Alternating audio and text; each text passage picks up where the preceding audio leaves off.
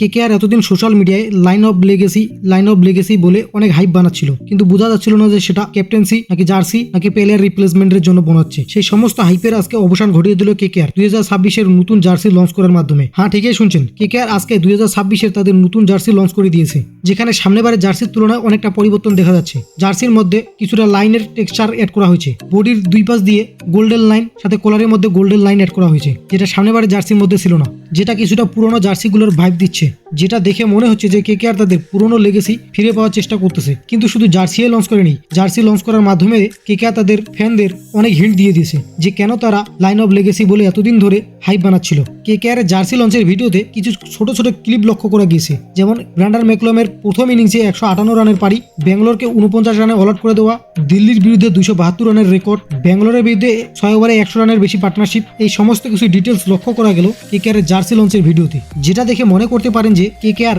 আবার আরসিবিকে ট্রোল করে দিল। কিন্তু যাই বলো না কেন, এই জার্সিটা কিন্তু সামনেবারের তুলনায় অনেক ভালো হয়েছে, কিছুটা পুরনো স্মৃতি তাজা করে দিচ্ছে যখন গৌতম গম্ভীর কেকেআর এর ক্যাপ্টেন ছিল। আপনাদের কি মনে হয়? কমেন্টে অবশ্যই বলবেন।